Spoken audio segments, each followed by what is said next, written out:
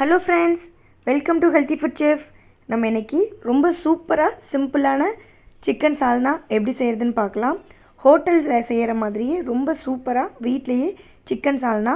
இது பரோட்டாக்கு, தோசைக்கு, இட்லிக்கு, சாதத்துக்கு எல்லாத்துக்குமே அட்டகாசமாக இருக்கும். கண்டிப்பாக செஞ்சு பாருங்கள். இப்போ எப்படி செய்கிறதுன்னு பார்க்கலாம். சின்ன வெங்காயம் 2 கப் எடுத்துக்கோங்க.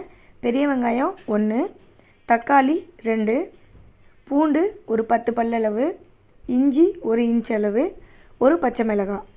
இப்போ இது எல்லாத்தையுமே தனித்தனியாக பியூரியாக அரைச்சிக்கோங்க. இப்போ நம்ம குக்கரில் செஞ்சுக்கலாம். 3 டேபிள் ஸ்பூன் அளவுக்கு நல்லெண்ணெய் ஊற்றிக்கோங்க. அதில் கல்பாசி, பிரியாணி இலை, பட்டை சேர்த்துக்கோங்க. கருவேப்பிலை சேர்த்து லைட்டாக வதக்கி விட்டுக்கோங்க. நல்லா எலும்போட 1/2 கிலோ அளவுக்கு சிக்கனை மஞ்சத்தூள் போட்டு அலசி சுத்தம் பண்ணி எடுத்து வச்சுக்கோங்க. தக்காளியை அரைச்சி வச்சுருக்கேன். பெரிய வெங்காயத்தை பொடியாக கட் பண்ணிக்கோங்க, இல்லை இந்த மாதிரி லைட்டாக மிக்சியில் அடிச்சுக்கலாம். இஞ்சி, பூண்டு, பச்சை மிளகாய் 3யுமே பேஸ்ட்டாக அரைச்சி வச்சுருக்கேன். இது சின்ன வெங்காயத்தையும் பேஸ்ட்டாக அரைச்சிருக்கேன். எல்லாத்தையுமே இது மாதிரி நல்லா பியூரியாக பேஸ்ட்டாக அரைச்சிக்கோங்க. தாளிச்சிட்டு நம்ம பெரிய வெங்காயத்தை சேர்த்துக்கலாம். நல்லா பொடியாக கட் பண்ணி பெரிய வெங்காயத்தை சேர்த்துக்கலாம், இல்லை இந்த மாதிரி லைட்டாக அரைச்சும் சேர்த்துக்கோங்க. வெங்காயம் வதங்கின பிறகு இஞ்சி பூண்டு பேஸ்ட்டு சேர்த்து நல்லா வதக்கி விட்டுக்கோங்க. இஞ்சி பூண்டு பேஸ்ட்டு பச்சை வாசனை போகிற அளவுக்கு மீடியம் ஃப்ளேமில் வச்சு நல்லா வதக்கிக்கோங்க. சின்ன வெங்காயம் பேஸ்ட்டு இதில் சேர்த்துக்கலாம். இப்போ இதை நல்லா வதக்கிக்கோங்க. இந்த மாதிரி நம்ம செய்யும்போது குழம்பு ரொம்ப நல்லாயிருக்கும். ஹோட்டலில் செய்கிற மாதிரியே ரொம்ப சூப்பராக இருக்கும். இப்போ இதை நல்லா வதக்கிட்டு வெங்காயம் வதங்கின பிறகு நம்ம அரைச்சி வச்சுருக்கிற தக்காளியை சேர்த்துக்கலாம்.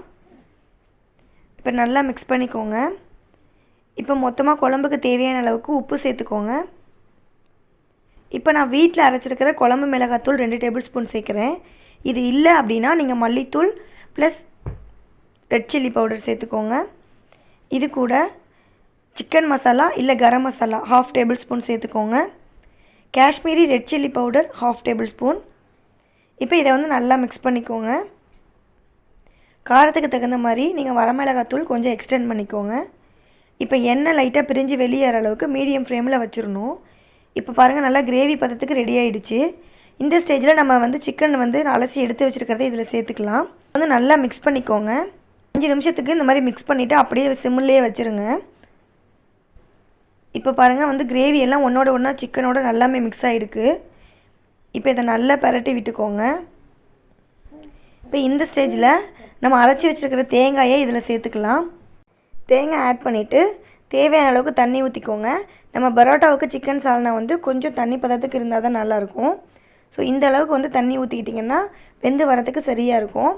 2லேருந்து 3 விசில் வரைக்கும் விட்டுக்கோங்க. பாருங்கள், ரெடி ஆகிடுச்சு. ரொம்ப சூப்பரான சிம்பிளான சிக்கன் சால்னா. நான் பக்கத்தில் பரோட்டாவுக்கு தான் ரெடி பண்ணிகிட்ருக்கேன். பாருங்கள், பரோட்டாவுக்கு ரொம்பவே அட்டகாசமாக இருக்கும். கண்டிப்பாக நீங்களும் இந்த மாதிரி செஞ்சு பாருங்கள். பரோட்டாவுக்கு மட்டும் இல்லை, சப்பாத்திக்கு, இட்லிக்கெலாம் ரொம்பவே நல்லாயிருக்கும். செஞ்சு பார்த்துட்டு எப்படி இருக்குன்னு சொல்லுங்கள். உங்களுக்கு பிடிச்சிருக்குன்னு நினைக்கிறேன். உங்களுக்கு பிடிச்சிருக்கு அப்படின்னா என் சேனலை லைக் பண்ணுங்கள், ஷேர் பண்ணுங்கள், கமெண்ட் பண்ணுங்கள். தேங்க்யூ. Happy cooking.